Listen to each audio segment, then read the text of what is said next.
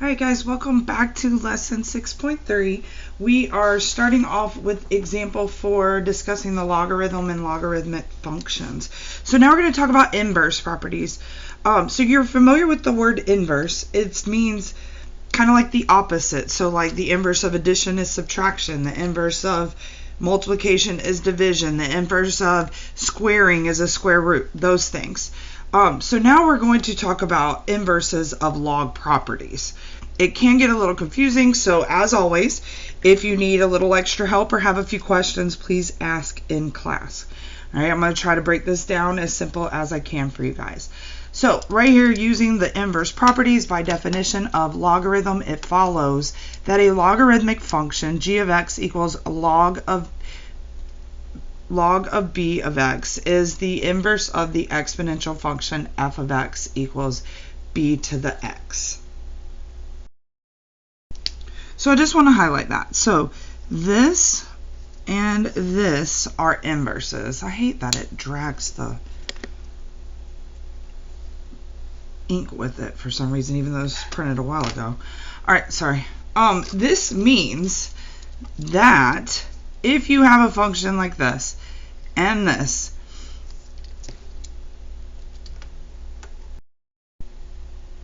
okay, I just don't want to read all that out because it sounds like a bunch of mumbo jumbo words. All right, so in other words, exponential functions and logarithmic functions undo each other. So that's what an inverse is. It undoes each other. So how does this work? So if we look at this, so we have log base b of x, and we're saying that equals x. So the way that that works is whenever you have a log that its subscript and the number are the same, they are inverses, so they cancel each other out. It leaves you with this exponent, and that is what it equals, which is where this x comes in.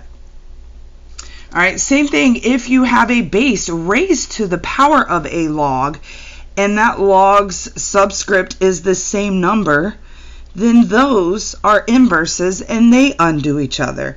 Leaves you with that exponent, which is how they got this answer. So we'll be looking at this through the examples, but I just wanted to show you what exactly it is that I'm trying to accomplish. All right, another one that I want to point out that isn't right here is when you have the e. Remember, we learned that in the first lesson. So just want to show you two inverses. So if you have e to the natural log, so its exponent is natural log. Remember that this is the same as log base of e. All right, so those are the same. I just want to point that out. And then if you have e to the natural log of x, that is going to equal x. So what I'm trying to say is those are inverses, so those would cancel out as well. So just wanted to point that out. All right, so let's take a look at this. If you recall from previously, we talked about if there is no subscript with the log, that means it automatically has a base of 10. So I can rewrite this as 10 raised to the log base 10 of 4. All right, and why did I write it this way? Because now if I follow this inverse definition, then that means that I can cancel this whole part out, and my answer is 4. I know it seems too easy to be true, but like I said, just like adding and subtracting are inverses, exponential function and logarithmic functions are inverses. So that's how this works. All right, so let's take a look at the next one. Notice that the base for the log is 5, but we have this base raised to an exponent, and it's 25. Well, what do I know about 5 and 25? I know that 25 is equivalent to 5 squared. So I can actually rewrite this 25 as 5 squared, which is what I'm going to do here. So I'm going to start off with my log base 5. All right, but instead of 25, I'm going to rewrite it as that 5 squared. And then I still have that exponent of x. So all I did here was change the 25 to 5 squared. Why did I do that? Because now get a different color. Because now I can cancel out, well, that didn't work, never mind. Now I can cancel this part out. And I am just left with this 2 and the x. So I'm left with both of those. So what does that mean? That means that this equals 2x. All right, because these are just simply being multiplied to each other. Okay, I want you to pause the screen for a minute and just give C and D a try, because if we were in the classroom, we would kind of talk these through together, but just want to give them a try, see where you're at, if you need to do the self-assessment questions that go with this or not. So please pause the screen now. All right, so hopefully you gave these a try. They're very similar to A and B. So we have 10, there's no base there, so we know that the log is base 10 of 18. We know then that these are inverses, so they cancel each other out, and it leaves me with 18 as my answer. All right, I know that I see a 16 here, I see a 4. I know that 4 squared is equivalent to 16, so I can rewrite that 16 as 4 to the second power. So that's what I'm going to do here. So I have log base 4, but instead of 16, I'm going to write 4 squared. And then I still have that power of the x, so I don't want to lose that. And just in case earlier you were talking about thinking like, well, how does that make sense? Remember, any exponent raised to another exponent, that property rule is multiplication. All right, so what do we know? We know that these are inverses and they cancel each other out. So this leaves us with 2x because it's 2 times x. All right, seems easy but complicated at the same time, if that makes sense. Like I said, if you need a little more clarification on these, I will be happy to work with some with you. All right, so example 5 is finding inverse properties. Now, back in Algebra 1, you dealt with inverse functions. So now, keep in mind, this was inverse properties. This is inverse functions. So what does that mean? We're essentially going to switch places of the x and y. So we're going to switch x and y's place. And then we're going to solve for y. So that's essentially what finding the inverse function is. So where my x is, I'm going to put a y there. Where my y is, I'm going to put an x there. So for example, I have f of x. Well, I know f of x is the same as y. So I'm just going to rewrite that as y equals 6 to the x power. So now I'm going to switch my y and x's. All right. So now I have x equals 6 to the y power. All right. So now, remember, I have to solve for y. So you're thinking to yourself, Ms. Gill, how in the world do I solve for y if y is my exponent? Well, what did we just learn? We learned that exponential functions and logarithmic functions are inverses. So what does that mean for you? That means that we are going to take the log base 6 so we can cancel out those bases and get your exponent. Sorry, I was struggling for my words there. All right, so Ms. Gill, what the heck do you mean? All right, well, I am going to, remember how before if you add something to both sides, it was okay as long as you did it to both sides. If you subtract something from both sides, it's okay as long as you do it to both sides. So that's essentially what I'm going to do here. So what I'm going to do is I'm going to take the log base 6 of both sides so I can cancel out and get my y.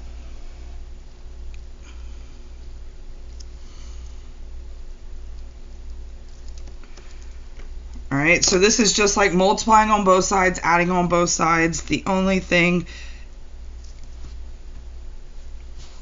well, I meant to put that behind it. Hold on one second, sorry. Okay, I meant to write it like that just so we could see doing the inverse a little easier. All right, so why did I do that? Because now I can cancel this out. Those are inverses of each other. And now I have my y all by itself. So what does y equal? The log base 6 of x. And those are inverses. So you will begin to notice that these just kind of have a pattern to them. So you'll see it as we go through, and then you wouldn't have to do so much work. Some of y'all will notice the pattern right away. I do want to mention that another way to write inverses is f of -1. So I'm going to write it here to the side. If you see this, if you see this is talking about inverses. So for example, this would be the inverse of f of x, because we did change it to y. So essentially we were looking for the inverse. So this would actually be your final answer for this. These go together. All right, so notice that our next one says the natural log. So we got f of x is equal to the natural log of x plus 3. Okay, so again, we're going to switch our x and y, and we're going to solve for y. So let's rewrite this as y equals the natural log of x plus 3. Okay, so now we're going to switch our x and y.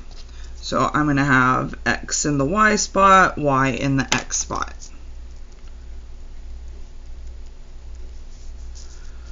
Now, if you notice up here, what did we say is the inverse of the natural log? This is where we're going to bring in our e. So e raised to the natural log of x is equal to just x. So we're going to bring that idea in here, and we're going to raise both sides to e. Okay, so we have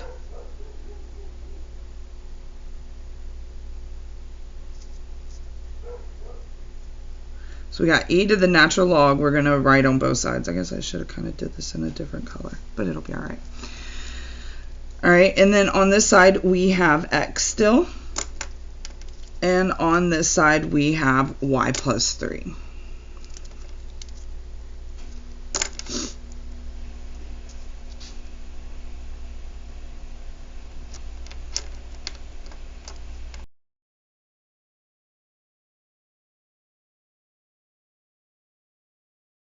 So we're going to rewrite this as e to the x.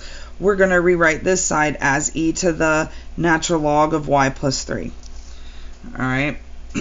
So now, how does this help us? Well, these cancel each other out, so now we can be left with just that y plus 3. Those are inverses.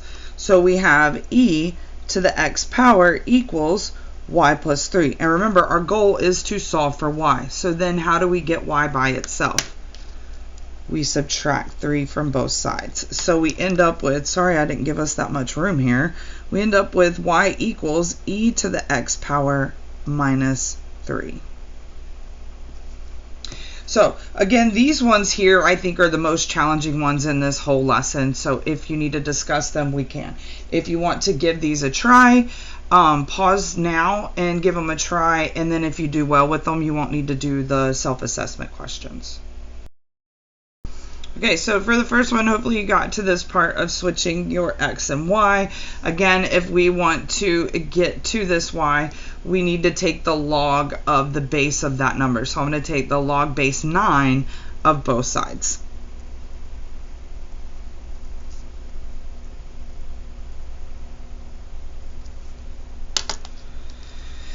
And then the reason I do that,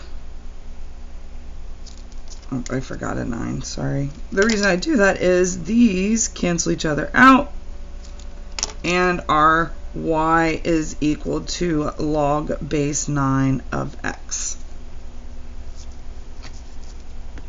All right, so now we're over to here, and again, getting rid of this natural log, we're going to deal with e to the x. Notice though, like I said, if you remember earlier, I talked about patterns, right? So in this case, we had 6 raised to the x power. What does your answer end up being? Log with that base of x. Just like this one, we have 9 raised to the x power. What does that equal? 9 log to the base of 9 of x. So some of you can skip all of this step and go from here to here just by noticing the pattern. Just like here, we're going to notice that we take the opposite of this sign, and it's going to be basically e raised to whatever this is, and then the opposite of that.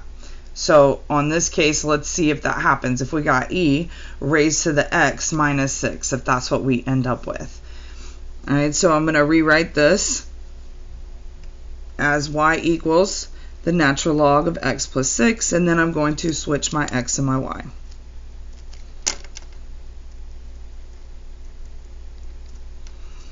All right, and then I am going to raise both sides to the power of e. So e raised to the x, e raised to the ln, y plus 6. So this is an exponent. It's just kind of hard to see.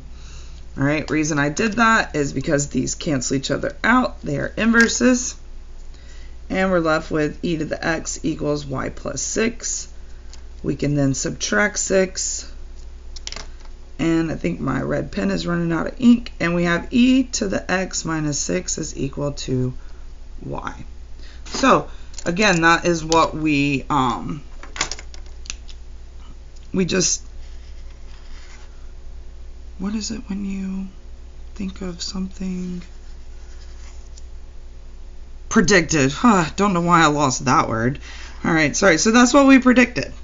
All right, so those are all of your answers. Notice how similar they are. Yes, you can use those patterns. So I want you to now try some. I want you to try these 4 based on examples 5 and 6. Pause the screen, give them a try, come back and check your answers.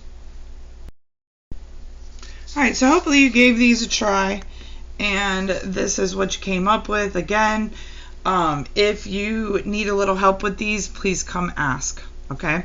All right, going to finish off with our last example. It has graphing. I know you guys love graphing. So we are going to graph logarithmic functions. Goodness gracious, lady. All right, so we are going to graph them. Notice that we have some examples over here. So our graphs of logarithms, notice that they look a lot like our exponential functions. They also have asymptotes. Note that the y-axis is a vertical asymptote of the graph of f of x equals log base b of x. The domain is from 0 to infinity, and the range is negative infinity to positive infinity. All right, so we're going to graph this. I'm going to graph it on the calculator, and we're going to take a look at it together. All right, so I'm going to show you how to graph this. We're graphing this in the calculator. So we're going to go to y equals, clear that out, clear. All right, and we need log. So we're going to go to math. We're going to scroll down to log base, so we can put that 3 in there. And then this is, where's my x? X. All right, and we're going to graph it. So if we want to zoom in, we can zoom in, and we see it right there. So notice that our asymptote for this one is going to be the y-axis. So when is the graph positive? All right, so remember, this is when it is above the x-axis. So when does it become above the x-axis? So if you notice right here is where it crosses the x-axis at 1, and now it is above. So we would say when x is greater than 1, because we're just looking at when is it above the x-axis. All right, when is it negative? When is it below the x-axis? So when is it below here? All right, so because our asymptote is 0, we're going to say that it is below the x-axis between 0 and 1. So this would be below the x-axis, and that is between 0 and 1. All right, increasing. You guys should be getting familiar with this by now. Does our graph ever not increase? It always increases. So we would say over the entire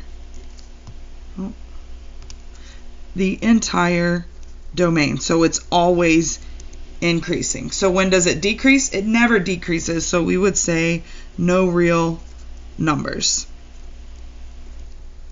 All right, and so now we're going to talk about our end behavior. So our end going this way is approaching our asymptote, and then it's also approaching negative infinity on the y, because even though we can't see it, it's getting closer and closer to the y-axis. I don't know why they don't show that, but maybe it's just difficult. Who knows? So our end behavior for this one is, as x is approaching the asymptote of 0, so as x approaches 0, y approaches negative infinity. All right, guess what? This is your end behavior for every increasing logarithmic function. The only thing that would ever be different is if you translated it left or right, that would change your asymptote. All right, and so then what is this end doing? It's going to positive infinity on the x and positive infinity on the y. So we're going to say as x approaches positive infinity, y also approaches positive infinity. All right, so these you should be a little familiar with. The only difference is it's a different type of graph. Make note, if you need to, that in this case our asymptote is x equals 0, if you want to have that note there. All right, guys, so again, this lesson can come off as being pretty simple until you hit example 5 and 6. So if you need help with just example 5 and 6, make note of that, and we can talk about just those kinds of problems. All right. Okay, that's the end of lesson 6.3, and I will see you in class.